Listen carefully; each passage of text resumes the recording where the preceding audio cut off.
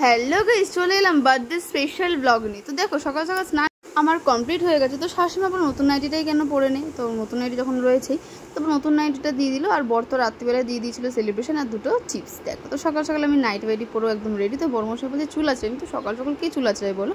তারপর বরের সাথে স্কুটি করে আমি চলে গেলাম, মানে মন্দিরটার সামনে দিয়ে ফুলের দোকানটা গেলাম, নাইটি পরে চলে গেছিলাম। তো এসে পুজো টুজো দিয়ে আমার কমপ্লিট তো করে নিয়েছি।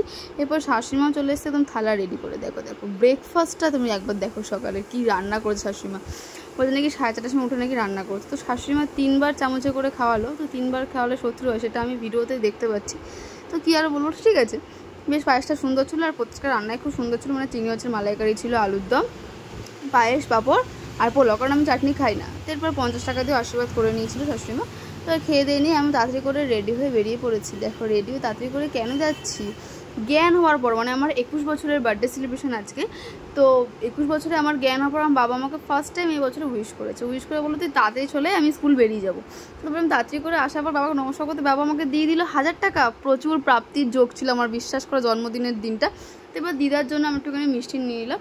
তো দিদার ফটোতে একটু মালা মিষ্টি দিয়ে দিলাম, কেন এই মানুষটাকে সত্যি বলছি একমাত্র বাবা মার ওপরে যদি রাখা হয় সত্যি হচ্ছে এই মানুষটা, আমার দিদা। কি বলবো, খুব মিস করছি শুধুমাত্র দিদাকেই এই দিনটাতে। তো তারপরে রাধারানী আর গোপুকে দিয়ে দিলাম ক্যাডবেরি। বলো আমার বার্থডে বলে কথা, ওদেরকে দেবো না? তো ওদেরকে ক্যাডবেরি দিয়ে দেওয়ার পর আমি জাস্ট লুচি তরকারিটা নিয়ে বসেছি। দেখো কার আগমন, খাবার গন্ধ শুকিয়ে চলে এসেছে, মানে না বলতেই চলে এসেছে। বলছে আমি যদি চলে এলি, বলছে হ্যাঁ আমার দিকে ছুটে আমি চলে এসেছি। আমি বলছি বাহ, খুব ভালো কাজ করেছিস। তো এরপর ওকেও দিয়ে দিচ্ছি, দেখো গরম গরম ফুলকো ফুলকো লুচি। দেখো দেখো এরপর আমি তো বসে পড়েছি, মানে দেখাচ্ছিলাম যে বাবা 1000 টাকাটা দিয়েছে, সেটাই দেখাচ্ছিল একটুখানি। দেখো কাটিং টাটিং মেরে দেখো দেখো।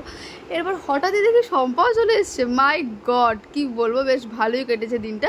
তো তারপরে দেখি রিমাও চলে এসছে হঠাৎ করে হাতে কেক নিয়ে। তো মানে সত্যি খুব জমজমাটি ব্যাপার হয়ে গেছিলো একদম বার্থডেটা। দেখো দেখো ও তো মুখ লোকায় সব ভালো করেই জানো। তো এবার সম্পা বসে পড়েছে মশলা টশলা বাটতে। এবার আমি চলে গেছি আলুর দমে ফোড়ন দিতে। তো একটুখানি কাটিং ফাটিং মারছিলাম আমি আর সঞ্জিত। একটুখানি কী সব হিন্দি ফিন্দি বলছিল, কি এ ম্যাহু ইয়ে হামারা দোস্তে না কী সব বলছিল। তো আমার মনে পড়ছে না এখন, ঠিক আছে। তো এরপর সবাই মিলে বসে বসে গল্প করছিলাম। এরপর আমি ফোড়ন দিয়ে দিলাম আলু চচ্চড়ি না সরি আলুর দম। মানে কী বলবো, আলু চচ্চড়ি খেতে খেতে একঘেয়ে এমন হয়ে গেছে না, আলুর দমটার মুখ থেকে বেরোয় না আমার। তো যাই হোক আলুর দমে ফোড়ন টোড়ন দিয়ে আমি বেরিয়ে গেছি। আমি আর রিমা চলে গেছিলাম হলো আজমতলা মন্দিরে নমস্কার করতে। তো এবার কিষানদার মেয়েকেও বললাম যে চলে আয় তুই একটুখানি, বাচ্চা মেয়ে একটু মজা পাবে। তো ভুদোর গান দেখো, বাবা লজ্জা পাইছে আবার লাস্টের দিকে। এরপর দেখো রিমা বললো তাড়াতাড়ি করে কেকটা কেটে নে, ও তো খাবে না, ও কেকটা কাটেই বেরিয়ে গেছিলো। তো কেক কাটতে বসে গেছি আমি।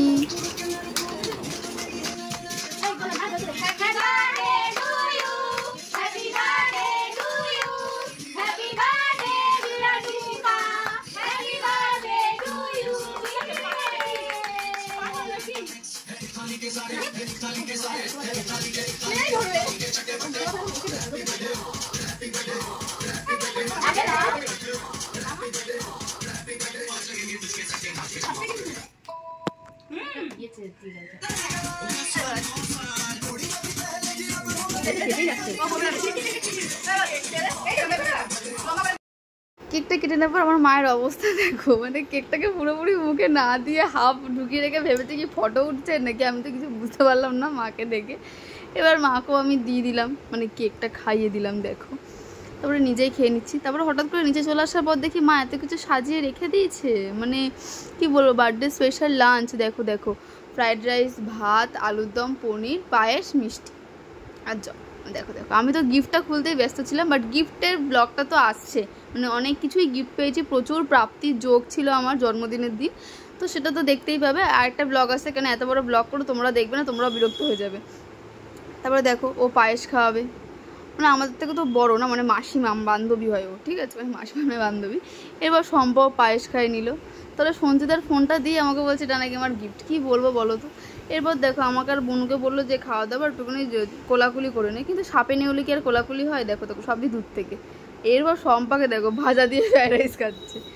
তো বার্থডে সেলিব্রেশন দুপুরবেলা অবধি তো বেশ ভালোই কাটলো। এরপর ওপরে চলে গিয়ে আমরা বাবা মার বিয়ের অ্যালবাম দেখতে বসে গেছিলাম। নেক্সট পার্ট তো আসছে বার্থডে না, দেখো হচ্ছে নেক্সট পার্টে। Tata bye bye.